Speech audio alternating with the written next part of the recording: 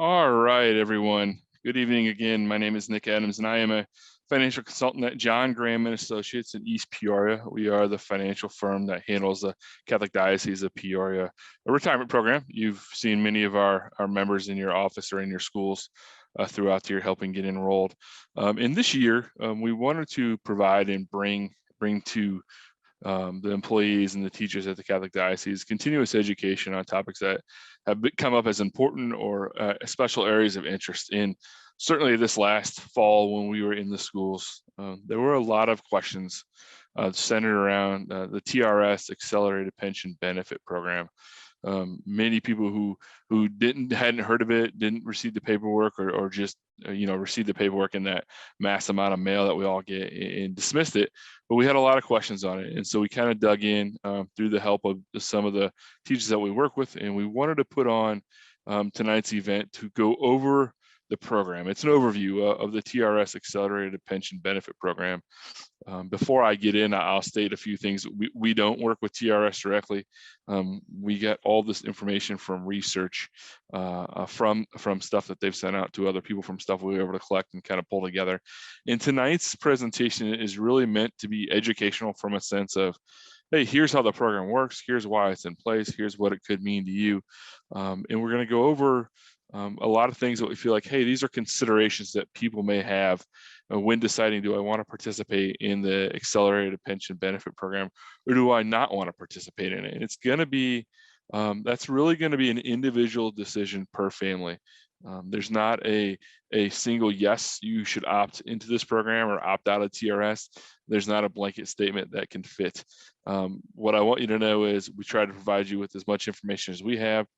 We hope that it will give you information to say, hey, I want to look into this further. And certainly you can contact any member of our team at any point in time to kind of lay out the pros and cons and the considerations, and hey, where's that point to which maybe it would be better if I participated in a program and opted out of the TRS pension program, or no, it makes more sense for me to stay in and take the pension. So that's what tonight's program is all about. If you're coming here hopeful that to listen to Nick say, oh, do this or do that, unfortunately, you won't get that tonight, but you're going to get a lot of education about the program, some scenarios that we put together and what that means for each of you. And then also, if you want at the end, I will stick around. There's a chat box. So if you have questions, please, by all means, put those in the chat box at the end. I just want to reiterate, we are not associated with the TRS program. So if there are direct questions about the details of TRS outside of the Accelerated Pension Benefit Program, might not be able to answer those, but if we can get the answer to you, we will. So let's kind of jump right in and understanding what is the Accelerated Pension Benefit Program. In reality, it was a law that was signed into place in 2019 that requires TRS to allow eligible inactive members to irrevocably elect to opt out of your anticipated TRS program. So it's a program designed specifically for many of you who may be taught 2, 3, 4, 5, up to 10 years in the public school sector, and then you decided, hey, I'm going to move over to the private school sector. So right now you have these funds sitting in TRS.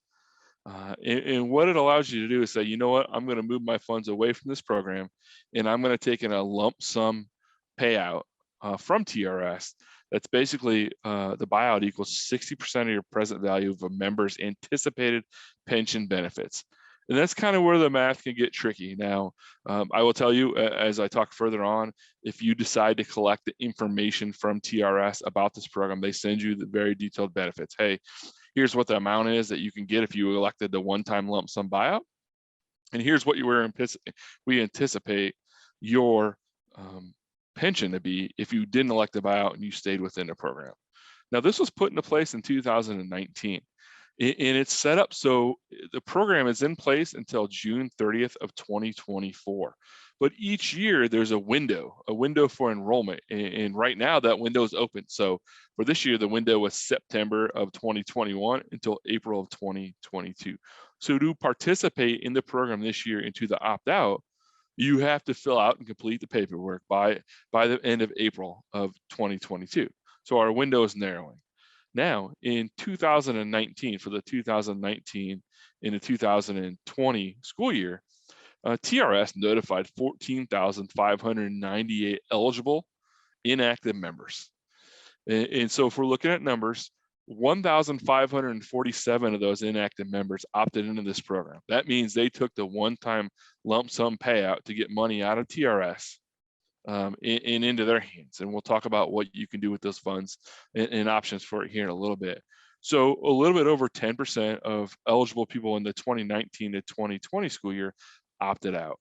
The reality is TRS, for that 1,500 people that participate in the program, TRS paid out $186 million to the people that opted into it. Now, one key component of this is, in reality, this is set up because TRS is trying to stabilize the pension program they have in place for teachers here in Illinois. So the funds are not coming out of the pension program. The funds are actually coming from bonds that have been sold in Illinois that's set aside for this to fund it. So this is really a mechanism where they're hopeful to move as many teachers as they can, or inactive members, out of TRS to stabilize the pension again, and put the pension in a long-term better position, because we all know that they've been making changes to it with the different tiers over the last several years, and the funds have been borrowed for other places through various governors. So they're trying to stabilize the program, and this gives people, hey, we'll pay you out a lump sum, and guess the benefit to TRS is that the funds are not coming from them. They're coming from bonds that they sold. So it's another way for them to stabilize the program. Keep in mind, you have until April or June 30th of 2024 to participate, but there's a window every year of 6 months where you have to enroll and get elected. And right now, participate. That is until April of this year. Eligibility requirements for this program, for the Accelerated Pension Benefit Program, is kind of broken into the two categories. If you're a Tier 1 participant in TRS and you had at least 5 years of TRS service, then you're eligible to participate in the Accelerated Pension Benefit Program. If you were a Tier 2 member, that means you had at least 10 years of TRS service, you're eligible to participate in the program. You also have to have never received a TRS retirement or disability retirement annuity at this point in time. So it's only for eligible members that meet the year requirements that haven't claimed any sort of retirement from TRS. So you can't actively be participating in it. Really, it's for those select teachers, the 14,000, almost 15,000 teachers that have a few years in the program and opted to go do something else, whether it's teach at a private school or get out of teaching altogether. One of the last things to consider is if you've been through a divorce, it could require for you to participate in this program permission from your ex-husband, your ex-wife, to participate, depending on what your divorce settlement is. So that's a key thing to remember if you are divorced and you have to consider this program, if you're considering this program. Now we say, okay, if I opt into this program, TRS is going to send me a check for a lump sum, which we're going to discuss here in a few minutes. What's the impact on my benefits? Okay. The impact is that you give up all future claims to your TRS retirement benefits. Okay. All service credits and earnings are erased. Okay. So those credits that applied in that 5-year, 10-year period, how many years you work, those are all gone when it comes to TRS. You've opted out. You're no longer a participant in it. If you were to go back to a public school setting, you start over with 0. Okay. And you also, by opting into this program and accepting the lump sum payment, you give up any future claims to your beneficiaries to the TRS death benefits, whether that's beneficiary refunds, monthly survivor benefits, and lump sum survivor benefits. Okay, so the impact is this: I'm not going to have a TRS pension anymore, an annuity. My credit hours that went towards it, credit years of service that went towards it, are gone.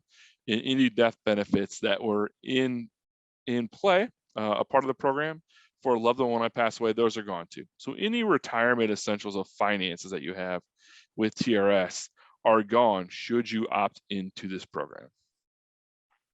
Now, a little bit different is the impact on healthcare insurance that you may still be able to participate in with TRS.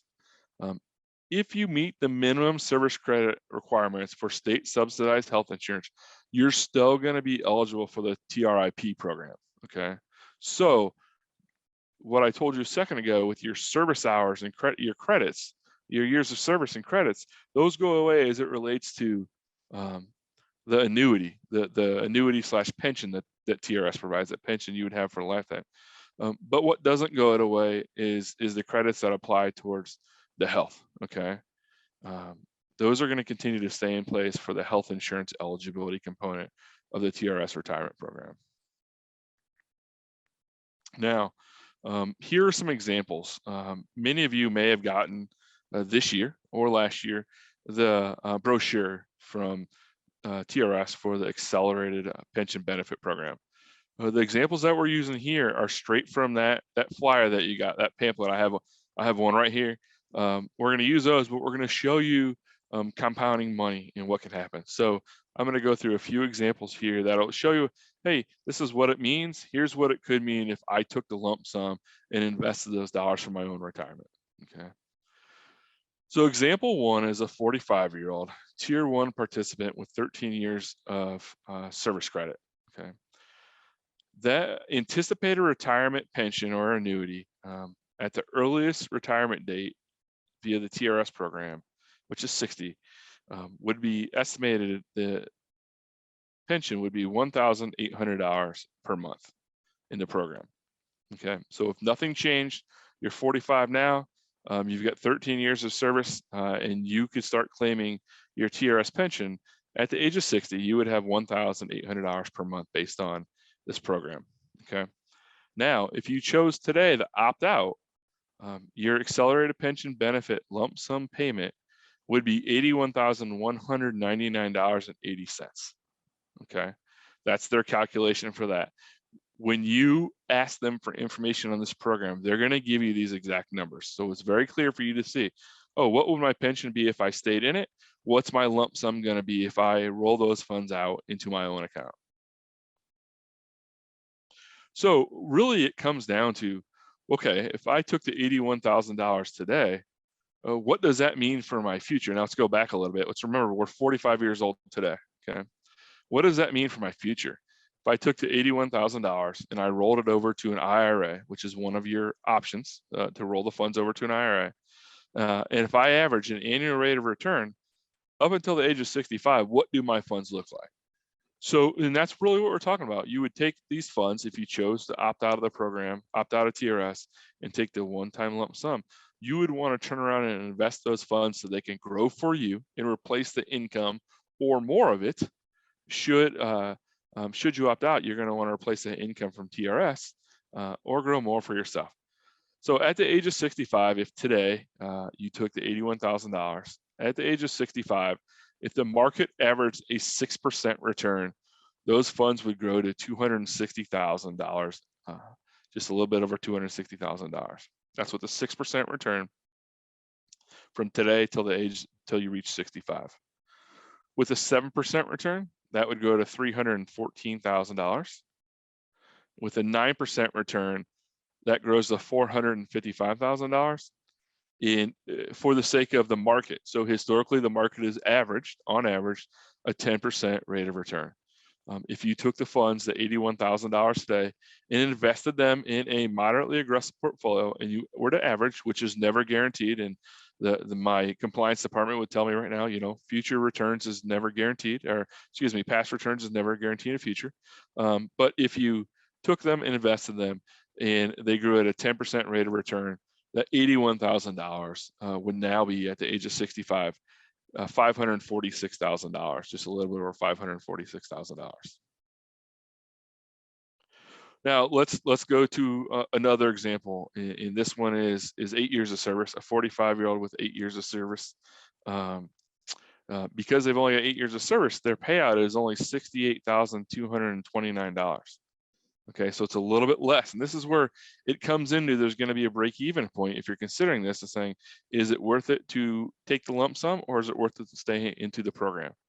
So if we took the same exact scenario with only 8 years of service and you have a $68,000 payout, and we ran the same numbers as last time, you took that $68,000 payout, you rolled it into an IRA, and if you average an annual average rate of return at the age 65, that 68,000 becomes 218,000 with a 6% rate of return. Very conservative number. With a 7% rate of return, That's $264,000. With a 9% rate of return, it's $385,000, just a little bit over $385,000. And with a 10% rate of return, $459,000. So when we are calculating frequently with any clients that we work with, we'll use 6, 7, 9, and 10 to show you, hey, here's a range of where we could end up at. Once again, historically, the market averages around 10% as an annual rate of return. That's going to fluctuate year in and year out. And certainly it all depends when you get to the point when you reach 65 and you have to withdraw, what's the market like at that point in time? So as you'll see in a future slide, you have to consider, or you have to weigh your risk versus rewards with this program essentially. Now, you say, what do I do with this lump sum? And by the way, I have several teachers that I'm working with right now that are part of the Catholic Diocese of Peoria that we're in the process of transferring these funds out right now. They're the ones when we met individually at the individual schools brought this up, said we'd like to do this, let's go over it. So you have several different options that you can do. The top option is you roll it into an individual IRA, an individual retirement account. That is a non-taxable event. I put this as the first one because it's usually traditionally what we recommend, which that's not intended to be a blanket statement, but when you roll funds from a 403B, 401k, a pension program like this, out into an IRA, you give yourself a much broader investment selection. You give yourself more flexibility and more control over how it's invested. So it's your own individual investment account. Additionally, should you ever want to contribute more to your retirement program, because you have this IRA now set up, you can contribute up to $6,000 to $7,000 a year to it, depending on your age, on top of continuing to contribute to the 403B that the Catholic Diocese of Peoria provides. So the one rollout option is rolling it into an IRA. The second rollout option is you could, by the way, let me go back. The IRA is a non-taxable event, okay? So you will not have to pay any taxes on it. It doesn't count as income as long as it rolls straight from the TRS program into an IRA.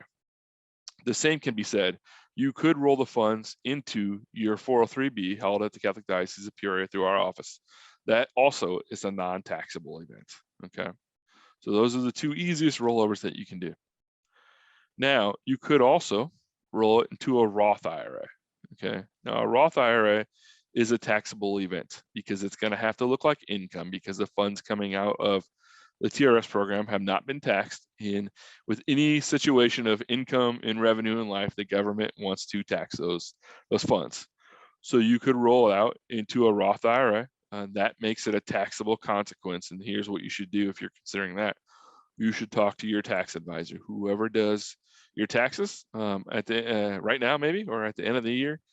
You're going to want to talk with them to see, is this advisable? What is the tax liability going to be? And what are the consequences? Because those funds are going to count as earned income for you this year when you do that. When you contact, or if you contact TRS and you ask them for the details in this program and what your buyout would be, they're going to send you a complete list of all your rollover options for you. The top two being the main and most commonly used options for the program is into an IRA and out of their account. So we look at it and we don't want to use the words pros and cons. So it's really good here that we believe to use the words considerations. What are our considerations? What do you and us as individuals have to consider in members, former public school members have to consider about staying in TRS or deciding to roll our funds out, okay? And the number one consideration traditionally with pension programs is that it's a guaranteed program, right? It's not gonna go away. It shouldn't change, okay? So right now, TRS is considered a guaranteed pension program by the state of Illinois, okay? So that's the number one consideration. There's a lower risk in that investment in that program than there is elsewhere. The second consideration that we feel is a strong one is, should you decide to go back to teaching in public school, you're starting over with 0 earned credit hours towards your teacher retirement, right? Towards the TRS program. So you're giving up what some would consider a guaranteed income in retirement I'm sure you could talk to people who would say, well, that's suspect based on the funding in TRS, but right now it's a guaranteed program. Okay, I do not think the state would let it fall too far behind. That's why they've initiated this program, to help get it back to where they feel it's more stable. And if you ever decide to go back to public school, then you don't have credit hours. And some people I met with this year, that was the decision that they were talking about. Do we go back to public school for 10 more years and have a higher TRS payout? Is that worth it? Okay. Now, considerations for transferring the funds out. And this is that deep question that you'd have to ask yourself. Well, what is the benefit for me if I were to transfer these funds out? Okay, so what are the considerations you have to go through when deciding? Much like the lead bullet point on the last slide, a pension guaranteed by the state of Illinois. One other way to look at that is the funds are no longer attached to the state of Illinois. There's some serious doubt. We all know serious doubt about the state's funding levels, and we all know where the state is from a budgetary standpoint. So your funds are no longer attached to the program that is being controlled by the state of Illinois. Okay. The other consideration: risk versus reward, upside versus downside. Do I want the opportunity to participate in the market where I could benefit from the upside of the market, while also understanding that there's a downside risk and if the market drops? Okay, market drop today. We're going to see periods of growth and periods of decline. Historically, periods of growth have been much longer and much more sustained than periods of decline, but that is the risk that you would take on if and when you opted to roll your funds out. Now, as I mentioned earlier, if you roll these funds out and roll them into an IRA, this provides you with an additional retirement account that you could fund on top of your 403B. You could start saving money in there on a yearly basis if you wanted to. You didn't have to max out your 403B. You could put additional funds into an IRA account that are in your control at all times. We like to say with IRA accounts, you can fund it, you can own it, you control it. So if you opted to roll your funds out, keep in mind, one of the considerations is I can now fund this IRA if I want to. I own it, meaning I can own and make the investment selections into it. I'm not limited by what selections are in my funds. I think we know, there's roughly 15 funds that are available in the 403B that you have. That's very common to any retirement account, a limited selection of funds. So you can pick your selection and have a much wider selection of funds if you roll the funds into an IRA. And the last point is control, and that kind of goes multiple ways. You're not tied to a state program, you're not tied to a 403B. You have control if you were to transfer the funds out. A little bit easier accessibility to them as well. They are available at $59.50 if you put it into an IRA. Okay. We didn't want to make this webinar tonight drag on forever. We wanted to cover the details, the details in a efficient manner. We know everybody's time is limited and we're all busy. What we do want to do is make sure that if tonight made you more interested in saying, hey, what's my point of break even, shall we say? What's my tipping point? Well, hey, I want to do this or I don't want to do this. What does it look like if I do it? We want you to know that our entire team is available to discuss the specific options with you and for you. Look at, okay, what risks do I put in place that I don't have now? What's my potential income? Okay, we'll know what your income is from TRS. What's my income if I rolled out? And what does it mean from a wealth creation potential standpoint? What are we able to do moving forward to continue to build wealth, to build a legacy for ourselves and our family when we pass on? And what does it look like if I opt out of the program and take the funds? And how can we work with that?